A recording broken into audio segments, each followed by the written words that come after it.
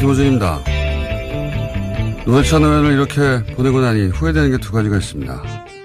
하나밖에 없다던 선글라스를 사주지 못하는 것. 생각났을 때 왜 즉시 못했는지 자꾸 생각이 납니다. 그리고 드루킹 관련 의혹이 처음 제기됐을 때 방송 직후에 의원님에게 이런 의혹 제기가 말이 되냐고 딴에는 격려하느라 했던 말이 머릿속에서 계속 맴돕니다. 어떤 상황이든 그럴 만한 이유가 있었을 테니 알아서 잘 판단하시고 언제든 도움이 필요하면 말하시라고 그렇게 말할 걸 그랬습니다. 누구도 완벽할 수 없고 실수하지 않는 인생 따위는 없죠. 그런데 당신은 완벽해야 한다고 벼랑 끝으로 한 발 더 밀어버린 게 아닌지 후회가 됩니다. 노회찬 의원님 안녕히 가십시오. 여기는 저희가 잘 해보겠습니다. 네, 갔다 오셨어요? 네, 어제 방송 끝나고요. 네. 제작진과 같이 갔다 왔습니다. 아직 못 갔네요. 네. 갑자기 이렇게 떠나면 아무 일 없이 지내다가도 갑자기 훅 생각날 때가 있어요. 예. 네, 시간 지날수록 점점 더 이제 현실로 다가와서요. 예. 부재가 더 강하게 느껴집니다. 그러니까요. 아주 오랫동안 그럴 것 같습니다. 첫 번째 뉴스는요? 네, 제자리 걸음으로 보이는 북미 관계에 의미 있는 뉴스가 나왔습니다. 북한이 탄도미사일 시험장인 서해 위성 발사장에서 해체 작업을 시작했다라고요. 미국의 북한 전문 매체인 38로스가 보도했습니다. 이곳은 김정은 북한 국무위원장이 지난 6.12 북미 정상회담에서 트럼프 대통령에게 곧 파괴하겠다라고 약속한 곳인데요. 해체 작업이 사실이라면 북미 정상회담 약속을 이행하는 첫 단계에 들어섰다라고 볼 수 있습니다. 굉장히 중요한 일보입니다. 네, 계속해서 미국의 주류 언론과 국내 보수 매체가 기도를 하고 있죠. 예, 안 되라고. 네, 교착 상태다라는 보도들이 굉장히 많았었는데요. 네, 교착 상태 자체는 사실인데 이제 거기에 이제 보탬을 안 되라는 마음을 보탬을 해서 계속 부정적인 뉴스가 나왔는데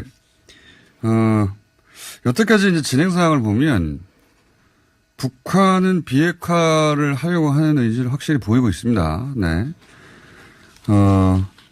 그런데 북한 입장에서는 우리는 하겠는데 미국 니네가 약속을 지킨다는 건 우리가 어떻게 보장을 받을 수 있느냐. 이게 계속하는 겁니다. 네, 행동을 보였으면 행동을 보여달라는 네. 취지 이야기인 건데요.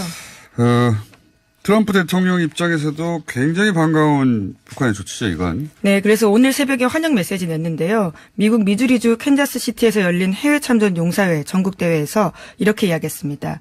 북한이 핵심 미사일 시험장 해체 절차를 시작했다는 것은 그런 것들을 보여주는 사진이 나왔는데 환영한다라고 이야기했는데요. 그러면서 싱가포르 정상회담을 언급하면서 김 위원장과 환상적인 만남을 가졌고 잘 진행되고 있다라고 이야기했습니다. 또 미군 유해 송환 관련해서도 언급을 했는데요. 아무래도 해외 참전 용사회이다 보니까요. 관련된 이야기를 하면서 적과 싸우다 숨진 장병들이 빨리 집으로 돌아와서 미국 땅에 편히 안장되길 바란다라고 이야기했습니다. 이 교착 상태라는 뉴스를 저희가 지난주에 지난주인가요? 처음 전했을 때 북한이 이럴 때 선제적으로 조치를 해주는 그래서 선물이 필요한 상황이고. 네, 국내적으로도 몰려있기 때문에 예. 더 필요하다라는 취지 이야기를 했었습니다. 그런 액션을 북한은 했어요. 했으니까 이제는 사실 미국이 뭔가 북한에게 줘야 될 상황입니다. 적어도 예를 들어서 종전선언에 대한 전향적인 자세 같은 게 필요한 상황이 됐습니다. 예, 네, 우리 정부도 이제 그렇게 추진하겠다라고 밝히고 있는데요. 계속 내놓으라고 할 수는 없잖아요. 예, 내놓기만 하라고 요구할 수는 없는 상황이고 북한은 어쨌든 하겠다고 하는 것을 미국이 어떤 선물도 내놓지 않는데 하고 있습니다. 네. 네, 두 가지가 진행되고 있습니다. 그러니까 비핵화 관련해서요. 서해 위성 발사장이 해체되고 있고요. 또 유해 송환 작업이 진행되고 있습니다. 북한 쪽에서요. 그러니까요. 트럼프 대통령한테 어깨짐을 크게 덜어주는 일보가 나아갔다 전해드리고 폼페이오 장관도 거기에 대해서 긍정적인 발을 내놨고. 네, 굉장히 애를 많이 태운 사람 중에 한 명이거든요. 폼페이오 장관이 직접 북한도 갔다 왔는데 빈손이다라는 비판을 많이 받았었는데요. 이와 관련해서 약속을 완전히 이행하는 거다라는 식의 아주 열렬한 환영 메시지를 냈습니다. 우리도 이제 남북 관계에도 비무장지대에서 이제 원래 판문점 선언 때 거기서 병력 철수하자는 얘기가 있었잖아요. 예. 네, 실질적인 평화지대로 만들어 나가기를 합의한 바가 있는데요. 이와 관련해서 국방부가 어제 국회에서 열린 국방위원회에서 현안 보고에서 관련된 것들을 실제로 시험 철수하겠다라고요 밝혔습니다. 네. 일단은 시범 철수하고 향후 완전 철수한다 이렇게 밝혔고요. 근데 이제 북한은 이런 단계적 조치, 그러니까 판문점 선언이 있으면 정상끼리 만났으니까 화끈하게 실무자들이 단계적으로 하는 건 다르게 해주길 바란다는 그런 메시지가 계속 있는데, 근데 이제 북한에서 뉴스 공장을 모니터링하는 팀이 있다면 꼭 전하고 싶은 것은 사실은 이건 뭐 저뿐만 아니라 많은 분들이 얘기할 수 있는 내용이긴 한데, 북한에는 야당의 존재가 없잖아요. 우리도 북한 체제의 작동 원리에 대해서 정확하게 이해를 못 합니다. 말로 듣고 짐작을 하는 거거든요. 북한도 알고는 있겠지만 들어서 다 이해할 수 없을 거예요. 예. 완전히 작동 원리가 다르기 때문에. 그래서 저는 남쪽에 공개적으로 압박하는 것은 북한이 자제해야 된다.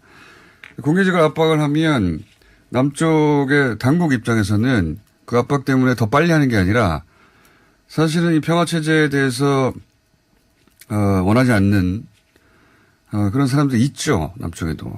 빌미를 주는 거거든요. 북한의 관점에서 바라보면 안 된다. 예. 그 점을 분명히 알고는 있을 거예요. 근데 다 이해는 못할 겁니다. 그런 세계에 살아보지 않았기 때문에. 또 북한도 북한 내부 정치 입장이기 때문에 또 그런 이야기를 내는 측면들이 있을 텐데요. 서로의 내부 정치가 좀 의미 있게 작동을 해야 될 텐데. 근데 북한에서 내는 모든 종류의 메시지는, 공개적 메시지는 남쪽의 필요에 의해서, 예. 각 세력이 가져 쓰는데 지금은 뭐 중간중간 나왔죠. 교착 상태일 때 북한도 답답하니까. 제재 핑계 대지 말라는 취지의 그렇죠. 얘기를 했었습니다. 빨리 뭔가 하라는 취지의 말을 계속 하는데 그게 남쪽 당국의 압박이 되는 게 아니에요. 예, 그렇죠. 짐이 되는 거지. 네. 예. 그거 듣고 우리 빨리 해야 되겠구나 생각하는 게 아니라 빨리 하려는 발걸음을 붙잡는 힘으로 작용한다. 그 점을 꼭 말로는 들어 살고 있겠지만 다 이해할 수 없으니까, 예.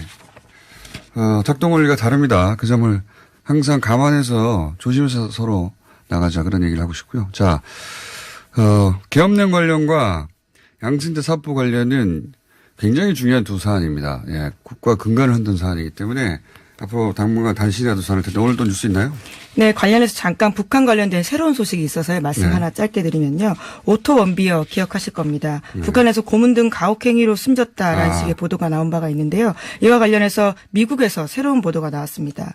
GQ 매거진에 따르면요. 오토 원비어가 북한에서 자살을 시도하다가 의식불명 상태에 빠졌을 가능성이 있다라고 하는 건데요. 지난 8월 특집호 기사에서 미국인 인질 오토 원비어의 밝혀지지 않은 이야기라는 제목으로 이러한 보도를 했습니다. 이게 이제 재밌는 지점 하나는 이걸 왜 지켜서 했냐. 예. 패션지인데. 네, 저도 좀 그런 점이 의아했었는데요. 미국에서는 예를 들어서 플레이보이나 펜트하우스 같은 성인지 혹은 이런 GQ 같은 패션지에 이런 굉장히 하드코어한 탐사, 정치 탐사 취재가 가끔 있어요. 완전한 단독에 가까운. 근데 이것도 굉장한 탐사 취재거든요. 지금 보니까 원별을 들어갔던 조셉 윤 데리고 왔던. 네, 그리고 담당 주치도. 네, 담당 주치. 예, 취재 대상 자체가 대단히 신빙성 높은 취재원들이에요. 결론이 뭐냐면, 그때 자살한 게 아니다. 고문으로 사망한 게 아니다. 본인이 자살 시도하다가 처리된 결과다. 이런 취재 결과거든요. 근데 그러면 미국에서는 왜 이걸 소위 이제 고문의 결과로 선전했는가. 이유는 뭐냐면 이 기사의 분석에 따르면 당시의 미국 분위기로 보자면 북한 정권 잔혹성을 선전해서 혹시 있을지 모르는 대북 군사작전 시 정당화의 명분으로 쓰려고 축적하려고 했다. 뭐 이런 한마디로 선전전.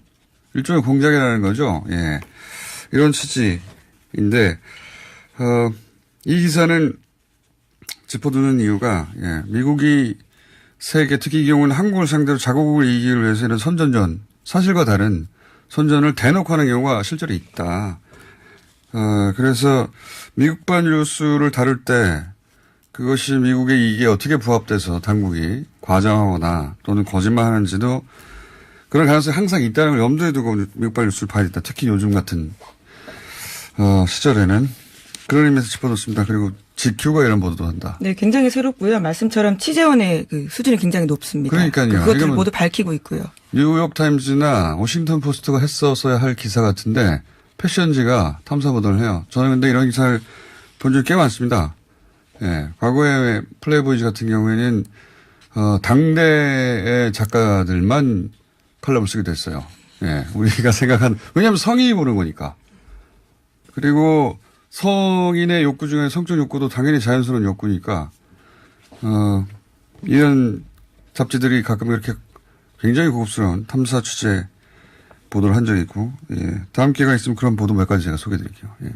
자, 다음은요? 네, 계엄문건 관련된 소식 계속 전해드리고 있는데요. 계엄문건 자세히 보면 볼수록 놀라운 내용 정말 많습니다. 언론 보도 통제 관련해서요. 더 자세한 내용 전해드리면요. 기무사는 보도 검열 지침에 따르지 않으면 언론사 문을 닫게 하는 것은 물론이고요. 단일 방송 체제로 전환하겠다라는 계획까지 세웠습니다. 그러면서 계엄사령관 명의의 보도 검열 공고문까지 미리 작성했고 SNS 관련해서 유언비어 유포하면 바로 계정 폐지한다라는 내용도 있습니다. 그리고 이것을 따르지 않으면요. 영장 없이 체포해서 3년 이하 징역 처한다라는 경고도 붙어 있습니다. 대학교 휴교. 예. 그렇죠. 1970년대가 아니고요. 2017년에 쓰인 문건입니다. 대학교 휴교도 있고. 저는 여기서 가장 황당한 것은 단일 방송 체제라는 것은 TV 틀면 라디오 틀면 똑같은 방송만 나온다는 겁니다. 네, 소위 과거 땡전 뉴스를 생각하게 하는 것들인데요. 이건 뭐 그냥 그 과거의 구테타 상황하고 똑같은 거예요. 예, 예. 방송 틀면 똑같은 것만 나온 겁니다. 그런 계획을 했었다. 네, 그리고 저도 어제 문건 좀 자세히 봤었는데요. 검열 시간이 아예 적혀져 있습니다. 그러면서 주간지 같은 경우에는 13시부터 15시까지고요. 방송은 수시라고 쓰여 있습니다. 굉장히 디테일합니다. 네. 단일 방송 체제. 예. 그러니까 어떤 방송은 못 나가게 하고 어떤 방송은 나가게 하고 이것도 필요 없는 거예요. 틀면 똑같은 게 나오니까. 그런 계획을 했었다는 겁니다. 네. 이 이야기는 저희가 3, 4부에서 좀 더 자세히 다루겠습니다. 다음 순요. 네, 재판거래 관련된 의혹도 계속 전해드리고 있는데요. 이번에는 대법원 법원행정처가 2016년 부산 지역 건설업자의 뇌물공여 사건 항소심 재판에 관여하려 했던 정황도 문건이 나왔습니다. 검찰은 임종원 전 법원행정처 차장의 컴퓨터에서 최근 A 판사 관련된 리스크 검토라는 제목의 문건을 확보했다라고 하는데요. 그러니까 2016년 9월 달에 A4 용지 5장 정도 쓰인 문건이라고 합니다.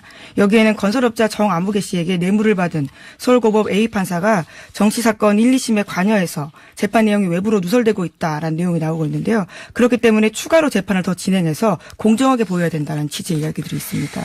저는 이게 정치적 사건이 아니거든요. 근데 이제 사법부 입장에서 곤혹스러운 사건이긴 하죠. 판사가 뇌물을 받았다. 근데 이런 종류 정치적 사건이 아닌데도 이 문건에 보면 뭐가 나오냐면 항소심은 제대로 진행되는 것처럼 보여야 한다. 그렇죠. 실제로는 제대로 진행되지 않는다는 거죠. 그리고 증인신문은 몇 회 진행하고 그리고 주심 판사에게 전달하라 이런 문구가 있단 말이에요. 주심 판사에게 전달됐겠죠.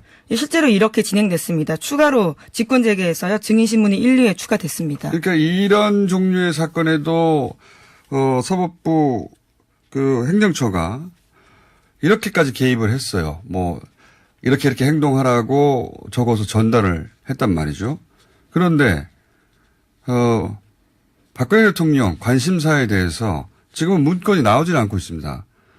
그런데 개입이 없었겠냐. 문건이 없다고 이런 사건에도 이런 식으로 구체적으로 주심 판사에게 전달하라고 재판에 개입했는데 그렇게 BIP 관련 관심사였다면 문건이 없다고 개입이 없었다고 말하는 건 바보나 할 발상입니다. 당연히 있었다라고 전제해야 되는 상황 같습니다. 자, 시간이 오늘은 네, 짧게 하나만큼 더 말씀드리면요. 네. 어제 저녁 PD수첩에서 장자연 리스트 관련된 보도를 했습니다. 그러면서 실명을 공개했는데요. 일부 인물들의 실명을 공개하면서 처음 공개했어요. 네, 그렇습니다. 방종호 TV조선 전무 이름이 있고요. 또 조희천 전 조선일보 기자 그리고 박문덕 화이트 진로 회장 등의 이름이 있습니다. 이 내용은 저희가 자세히 전해드리려면 시간이 오래 걸리니까 여태까지 나왔던 장자연 씨 관련 보도 중에 가장 자세하고 가장 용감한데 더군다나 이게 일부에 불과하다. 그래서 PD수첩을 따로 한번 챙겨보실 가치가 있다. 그 말씀 전해드립니다. 네, 물론 관련자들의 모든 의혹을 다 부인하고 있습니다. 자, 오늘 여기까지 하겠습니다. 시사인의 김은지였습니다. 감사합니다.